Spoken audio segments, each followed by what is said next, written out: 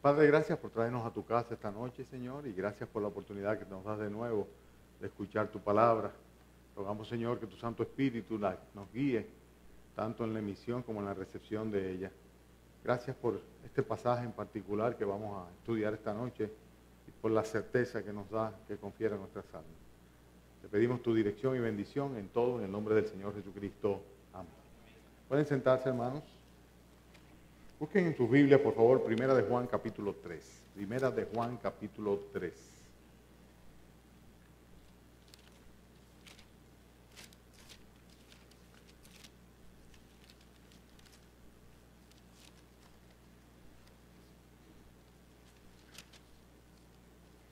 Capítulo 3 de Primera de Juan. El versículo primero. Versículo primero no. Primera de Juan, capítulo 3, versículo 19. ¿Lo tienen? Dice, y en esto conocemos que somos de la verdad y aseguraremos nuestros corazones delante de Él. Yo no sé si a ustedes les ha sucedido, pero seguramente sí, que en algún momento se han cuestionado, han reflexionado sobre la realidad de la conversión de ustedes. No solamente en cuanto a la realidad de la conversión de ustedes, sino también en cuanto a la seguridad que profesamos tener. ¿Ya? O todavía parece que está un poco alto. Pueden bajarle un poquito el volumen solamente. Si le bajan un poco, ya ahí yo creo que ya no reverbera. Pues en cuanto a la seguridad que profesamos tener en todo aquello que creemos, o sea, en todo lo que el Señor nos ha dado, sobre todo. Hay muchas personas en la calle que se sienten ser creyentes, pero lo son de verdad. Se sienten haber sido escogidos por Dios, pero lo son de verdad. Y muchas personas aún en las congregaciones cristianas creen ser cristianos y no lo son. Y tal vez si hubiese algún tipo de examen que pudiera dar la calificación y graduar a las personas como cristianos, pues no habría mucho problema. Pero como la conversión es algo tan personal, tan íntimo, tan de la persona con el Señor, y como el testimonio de la realidad del cambio de vida lo produce el Espíritu Santo, dándonos convicciones a nosotros en ese sentido, pues realmente fuera bueno tratar de tener algún tipo de evaluación o autoevaluación, porque realmente no puede hacerlo otra persona por nosotros, de cuál es nuestra verdadera condición delante del Señor. Aquí, por ejemplo, en este texto de Primera de Juan, el apóstol Juan, el más longevo de todos los apóstoles, dice, y en esto conocemos que somos de la verdad. Y dice luego que, y aseguraremos nuestros corazones delante de Él. O sea, de esta manera o por esto nosotros agarramos, ¿verdad?, la certeza, la seguridad, nos asimos a nuestro Dios confiados, asegurando nuestros corazones de que somos de Él. Vamos a tratar de ver 8 características esta noche que están en este pasaje de Primera de Juan capítulo 3, que realmente podrían constituirse en una especie de test evaluativo, autoevaluativo, de si uno realmente es cristiano o no. Si pasamos este examen no tenemos por qué dudar, pero si no lo pasamos entonces tenemos problemas, porque tal vez nos estamos engañando a nosotros mismos. El primero de ellos está en el primero de los versículos del capítulo 3, cuando dice, mirad cuál amor nos ha dado el Padre para que seamos llamados hijos de Dios. Por esto el mundo no nos conoce, porque no le conoció a Él. Para conocer si somos de la verdad, en otras palabras, si somos de Dios, si somos del Señor Jesucristo, lo primero que tenemos que cuestionarnos a nosotros mismos, si somos o no conocidos por el mundo. La Biblia dice que el Señor nos saca del mundo, nos da una nueva naturaleza, nos transforma. Y la Escritura es muy consistente en el sentido de que el cristiano, cuando es cristiano, cuando vive como cristiano, es una persona que va a ser repudiada por el mundo. Y cuando hablamos del mundo, estamos hablando del cosmos, de la sociedad, del esquema, del sistema general, pero sobre todo de las personas que están y que forman parte de ese mundo. Una persona cuya vida está comprometida y cuya aceptación está proliferada por todas partes, pues seguramente es una persona que debe cuestionarse a sí mismo. Cuando las tinieblas son evidenciadas por la luz, dice la Biblia que las tinieblas huyen de ellas. Y cuando un cristiano, delante del mundo pecador, se presenta su propia vida sin tener mucho que hablar, y cuanto más si testifica de nuestro Señor Jesucristo y de su fe, hace que automáticamente las demás personas digan, uy, cuidadito, porque esa luz puede evidenciar lo que hay en mí, aún lo más oculto de mi corazón y de mis pensamientos. La Escritura enseña que nosotros hemos sido separados para el Señor Jesucristo. Y cuando habla de separado, está hablando realmente de separado, o sea, extraído fuera. En el capítulo 17 de Juan, el Señor Jesucristo mismo dice, yo les he dado tu palabra y el mundo los aborreció porque no son del mundo. Y estaba hablando de sus discípulos. Como tampoco yo soy del mundo. No ruego que los quites del mundo, le oraba al Padre, sino que los guardes del mal. No son del mundo como tampoco yo soy del mundo. O sea, Dios enseña de una manera muy clara que cuando una persona es llamada por el Señor Jesucristo, es llamada para ser sacada fuera del mundo. Si sus relaciones, si su vida continúa completamente igual, evidentemente no ha sido extraída del mundo. Y si su vida es aprobada y aplaudida, en otras palabras, aceptada por el resto del mundo, hay problemas. Porque lo que dice la Escritura, y Dios no se equivoca, es que antes bien somos aborrecidos por el mundo. El creyente no puede esperar aceptación del mundo, porque la Biblia dice que en el mundo lo que recibiremos será aflicción verdaderamente. Pero nuestra confianza está en que el Señor Jesucristo ha vencido al mundo. Y por causa de nuestra identificación con el Señor Jesucristo, nosotros naturalmente vamos a ser no conocidos, no reconocidos, no aceptados y aún más que esto, aborrecidos por el mundo. Hoy día vemos con tanta frecuencia como con la corrientialización, por no decir popularidad, del Evangelio, muchas personas cuyas vidas no han sido transformadas, que no han sido sacados del mundo, profesan ser de Cristo. Pero esas personas se engañarían a sí mismos si sabiéndose reconocidos por el mundo, aceptados por el mundo, aún aplaudidos por el mundo, pretenden ser extraídos del mundo, apartados del mundo, como lo son todos los cristianos verdaderos. Nosotros conoceremos si somos de la verdad por la manera como el mundo nos trata.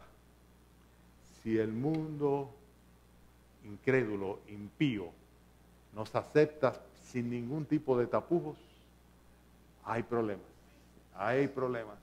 algo no anda bien en la vida de esa persona que profesa ser cristiano, si realmente lo es. La segunda cosa que nos ayuda para que nos pasemos el autoexamen y por otro lado nos ayude a asegurarnos que somos del Señor Jesucristo, está en el versículo 9, cuando dice, todo aquel que es nacido de Dios, ¿qué dice? No practica el pecado porque la simiente de Dios permanece en él y no puede pecar porque es nacido de Dios. Fíjense que cada una de estas aseveraciones son completamente categóricas, no lo plantean como alternativa. Dice, todo aquel que es nacido de Dios. El creyente es una persona que ha experimentado un nuevo nacimiento, un nacimiento espiritual por cuanto antes estaba muerto en sus delitos y pecados, pero ha recibido el espíritu de vida de nuestro Señor Jesucristo y Dios le ha dado una nueva naturaleza, una nueva vida. Si es nacido de Dios, esa persona no puede de ninguna manera continuar su vida en la práctica del pecado. Lo que era su vida de pecado antes, necesariamente es echado afuera, porque si no, no habría poder en nuestro Señor Jesucristo, no habría poder en el Espíritu que Él hace morar en nosotros, no habría ningún tipo de poder en aquel que precisamente le da la nueva vida para que se aparte del pecado y viva para Él. Consecuentemente, la Escritura enseña de una manera muy clara en Romanos capítulo 6, versículo 14, que el pecado no puede enseñorearse del creyente. Un verdadero cristiano tiene la capacidad de decir no frente a la tentación y el pecado. La Biblia enseña que Dios nos asegura que siempre va a haber una salida cuando venga el momento de la tentación a fin de que nosotros podamos permanecer firmes. Y por eso dice que el creyente que quiere estar firme simplemente tiene que tener cuidado de no caer, mirar de no caer. Estamos hablando de los verdaderos cristianos. Los verdaderos cristianos que no son conocidos o reconocidos o aceptados por el resto del mundo y que de ninguna manera permanecen en la práctica del pecado. Dice la Biblia que la simiente de Dios permanece en aquel creyente que no puede pecar si es nacido de Dios. Y no estamos hablando de la caída, que es natural en todo ser humano. Estamos hablando de la práctica regular del pecado en el cual vivimos nosotros antes de conocer a nuestro Señor Jesucristo. Yo no sé tú, pero yo me autoexamino a mí mismo. ¿Soy amado, querido, reconocido por el mundo por causa de mi fe? Entonces tengo problemas. El pecado se enseñorea de mí, me domina. Llega un momento en que yo no puedo evitar caer en el mismo pecado una vez y otra vez. Tengo problemas. Posiblemente no soy un creyente si soy así, si estoy en esa condición. Pero hay 8 evidencias en este texto de que una persona está en la verdad y puede tener su corazón seguro o asegurado delante de Dios. Y la tercera de ellas es el hecho de lo que dice el versículo 14. Cuando dice, nosotros sabemos. Fíjense, siempre es de una manera muy categórica, sabemos. Todo aquel que es nacido de Dios no practica el pecado. Dice, por esto el mundo no nos conoce. Ahora nosotros sabemos, versículo 14, que hemos pasado de muerte a vida. ¿En qué? En que amamos a los hermanos. El que no ama a su hermano, ¿qué dice? No ha pasado de muerte a vida, permanece muerto. Personas que tal vez no son ni arientes, ni parientes, ni amigos, ni conocidos, ni relacionados, ni tienen unas mismas raíces, ni puntos en comunes. Se convierten en personas que son de tu entrañable afecto, más que un familiar cercano. Esto sucede en las iglesias cristianas, solamente en las iglesias cristianas, no sucede en otro lugar. En el mundo no van a encontrar un lugar donde a ti te amen simplemente porque tú eres un hijo de Dios. La gente busca factores de afinidad y llega a amarse, si se puede decir amarse o quererse o tener algún tipo de afecto como consecuencia de esa afinidad o de lo que tú das y recibes. Tú quieres a quien te da y rechazas a aquel de quien no recibe nada. Pero es interesante lo que sucede en la iglesia de nuestro Señor Jesucristo. Nosotros nos gozamos en la comunión de los hermanos. Y a veces nos trasladamos de una nación a otra, de un país a otro, y cuando vamos allá y encontramos pueblo de Dios, hay algo muy particular que hace que nosotros tengamos ese sentir, ese cariño, ese afecto fraternal, no fingido. En 1 de Juan capítulo 2, la Escritura tan categóricamente dice, el que dice que está en luz y aborrece a su hermano, está todavía en tinieblas. ¿Me siguen? ¿Seguro que están atendiéndome? Yo veo a algunos conversando. Y es tan importante esto. Dice, el que dice que está en luz y aborrece a su hermano está todavía en tinieblas. El que ama a su hermano permanece en luz y en él no hay tropiezo. Pero el que aborrece a su hermano está en tinieblas, anda en tinieblas, no sabe dónde va porque las tinieblas le han cegado los ojos. Sin lugar a dudas que es así. Una evidencia de que tú eres un cristiano es que el Señor pone en tu corazón un amor sacrificial hacia personas que tal vez tú nunca conociste antes, pero que ahora son familiares tuyos por medio de la fe en nuestro Señor Jesucristo. Cuando una persona se mantiene al margen de la comunión de los creyentes, podría realmente cuestionarse a sí mismo si realmente es un creyente o una creyente. Porque, vuelvo y reitero, nosotros sabemos que hemos pasado de muerte a vida en que amamos a los hermanos. El apóstol Juan lo decía, inspirado por el Espíritu Santo. ¿Por qué te amo? Porque eres mi hermano, porque eres mi hermana. Y me preocupo por ti. Y me acerco a ti y trato de ser de bendición en tu vida. Eso se sucede en una comunidad cristiana entre los verdaderos creyentes. El cuarto punto que nos sirve como un test evaluatorio de si realmente estamos o no estamos en la verdad y si podemos o no estar seguros, tener nuestros corazones asegurados delante de Dios, está en el versículo 22. Cuando dice, versículo 22, y cualquier cosa que pidiéremos la recibiremos de Él, o sea, de Dios. ¿Qué dice? Porque guardamos sus mandamientos y hacemos las cosas que son agradables delante de Él. El creyente guarda la palabra de Dios. El mismo Señor en una ocasión dijo, ¿por qué me llamáis Señor, Señor, si no hacéis lo que yo digo? El que me ama, mi palabra guardará, dijo Jesucristo. Si una persona no se siente atraído a la palabra de Dios, si le da lucha, trabajo, tal vez leer la Biblia, o meditar o reflexionar sobre ella, tal vez congregarse, tal vez acudir a estudios bíblicos, si realmente la palabra de Dios no se convierte en el texto de consulta fundamental, la guía básica de su vida, de su derrotero, de su caminar, esa persona está en problemas, porque esa persona está evidenciando de una manera muy clara el hecho de que no es un creyente. Porque los verdaderos creyentes guardamos su palabra y hacemos las cosas que dice la palabra de Dios. Porque esas son las cosas que sabemos que son agradables delante de Él. No estamos siguiendo religiones, ni filosofías, ni instrucciones humanas. Estamos siguiendo las indicaciones de la Biblia. ¿Qué dice la Biblia? Eso es lo que yo quiero hacer. Porque yo quiero agradar a Dios y guardar su palabra.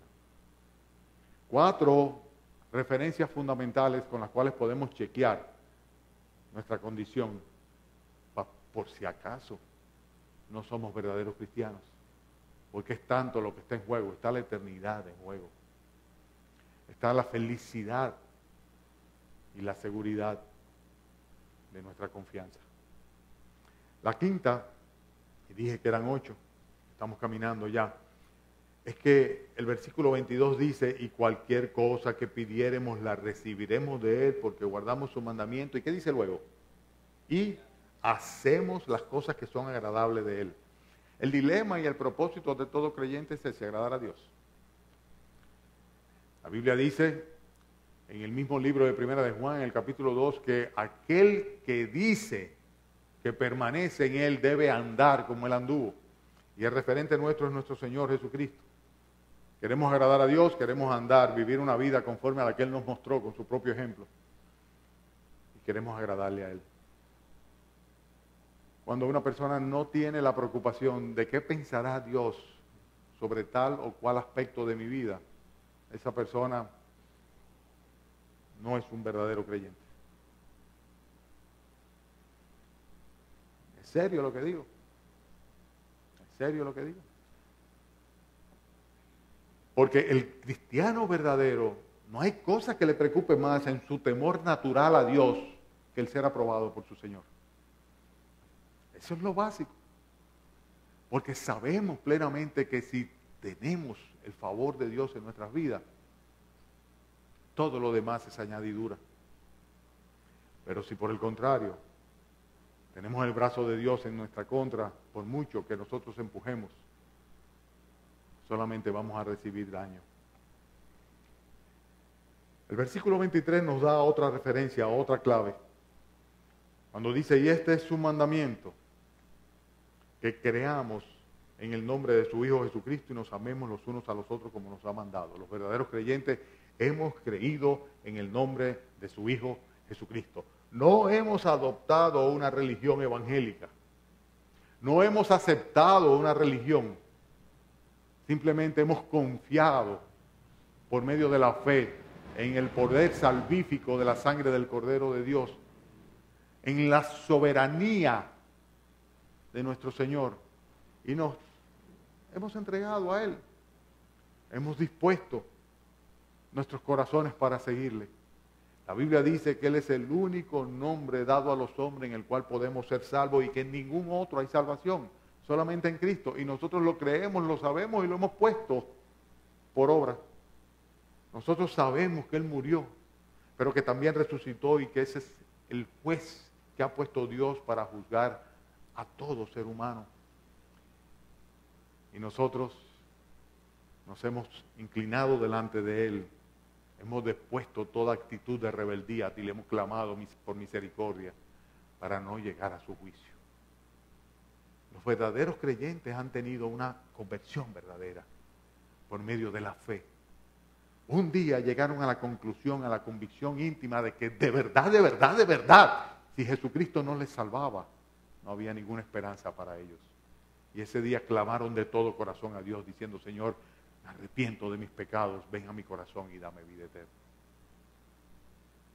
Si no ha sucedido eso en ti, a pesar de que tal vez creciste, naciste en una familia, en un núcleo cristiano o evangélico, tal vez te conoces la Biblia de memoria, tal vez te la estás enseñando desde pequeño, pero si esto no ha sucedido, si todavía tú no has creído en todo lo que implica el nombre glorioso de nuestro Señor Jesucristo, el nombre en el cual podemos ser salvos, entonces todavía no puedes tener tu corazón asegurado delante de Él y saber, conocer que eres, no que andas simplemente, sino que eres de la verdad. Como dice el apóstol Juan, en esto conocemos que somos de la verdad y aseguraremos nuestros corazones delante de Él. Estamos ya por la séptima, versículo 24. El que guarda sus mandamientos permanece en Dios y Dios en él. Una cosa se concatena con la otra. Y dice luego, versículo 24, y en esto sabemos que Él permanece en nosotros. ¿Por qué dice? Por el Espíritu que nos ha dado. Algunos piensan que el Espíritu Santo es algo que va y viene. Pero el Señor prometió, y es un hecho, que cuando una persona es perdonada, es justificada, es salvada, el Espíritu Santo viene y permanece en el corazón de esa persona. Él se convierte en guía, Él se convierte en consolador. Es el mismo Dios. Dios viene a morar en el corazón de un pecador por medio de la fe. Y es tan interesante esto porque es ese Espíritu Santo el que nos da convicción a nosotros de que somos hijos de Dios. ¿Cómo tú lo sabes? Yo lo sé. ¿Por qué? Porque Dios me lo dice en su palabra y me lo certifica con su testimonio en mi vida, dentro de mi espíritu. Es una convicción absoluta y total. Alguien me preguntaba en cuanto a eso. ¿Y cómo yo sé cuando Cristo viene a mi corazón y me salva? Digo, es muy fácil. No va a pasar desapercibido. Dios no es algo que pasa desapercibido. Cuando llegue a tu corazón no tendrás ningún lugar a dudas en cuanto a eso. La Escritura enseña que el que cree en el Señor Jesucristo, y Él lo dijo, desde su interior correrían ríos de agua viva, haciendo referencia al Espíritu que habían de recibir todos aquellos que fuesen perdonados y salvados. Y esto está muy claro en Juan capítulo 7. Es ese mismo Espíritu Santo que se contrita cuando pecamos, si somos hijos de Dios. Es el mismo Espíritu Santo que convence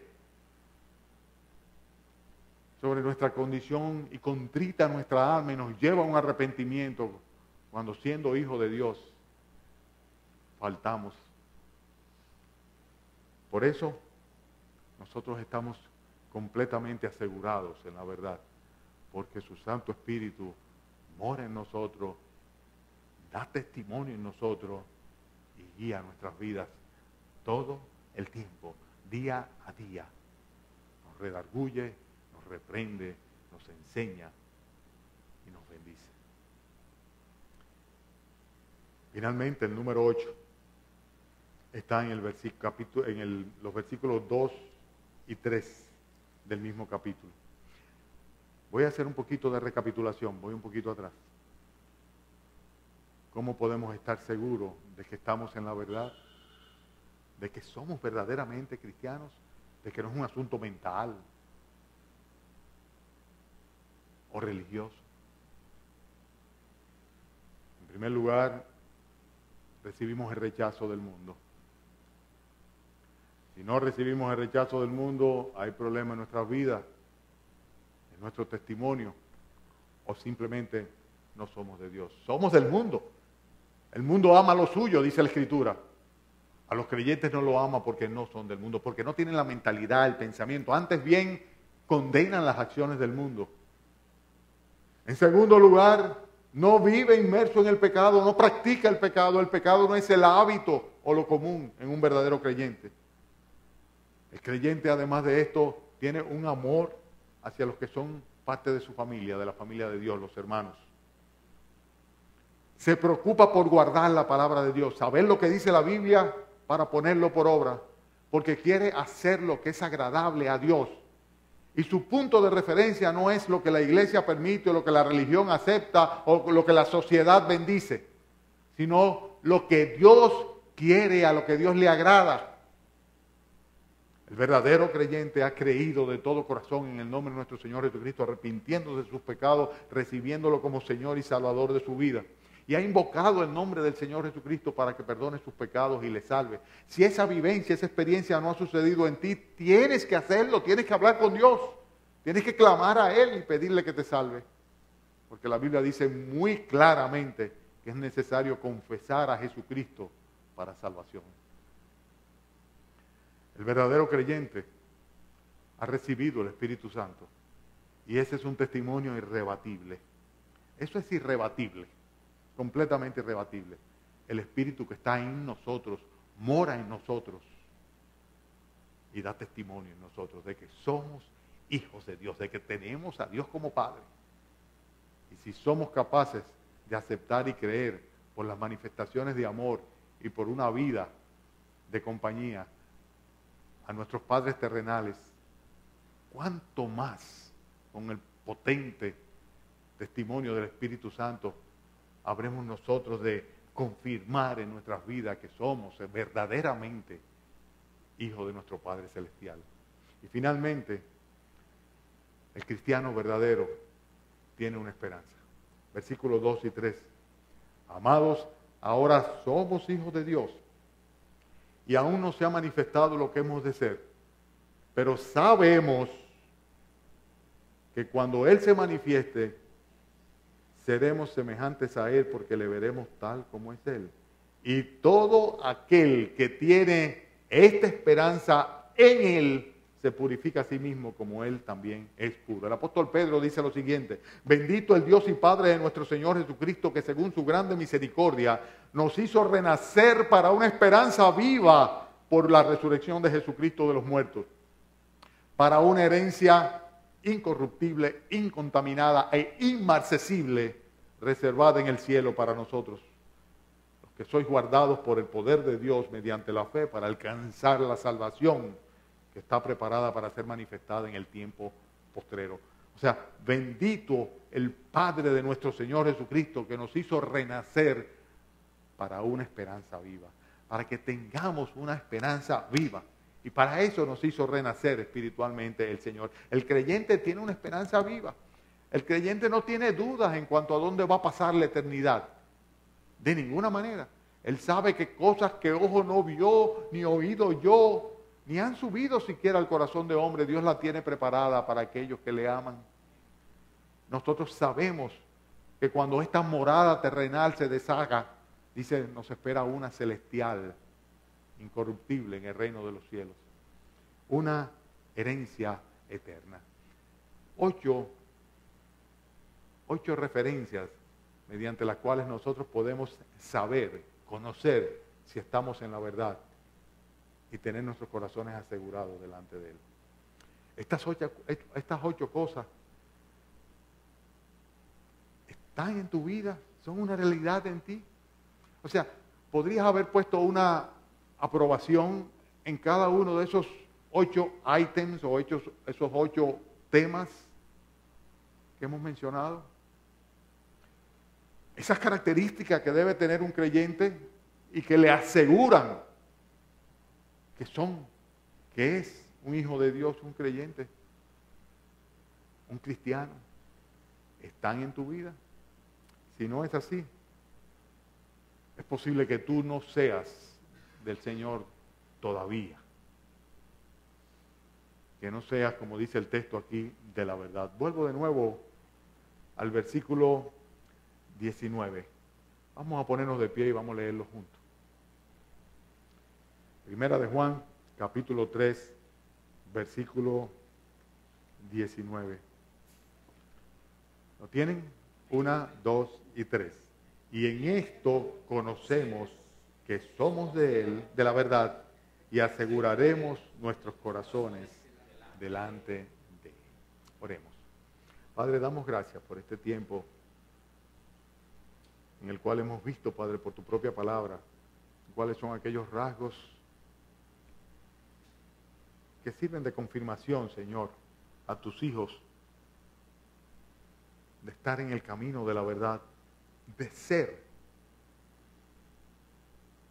de la verdad que tú representas, Señor, que tú eres. Oh Padre, en este tiempo que tantas personas engañadas profesan ser cristianos,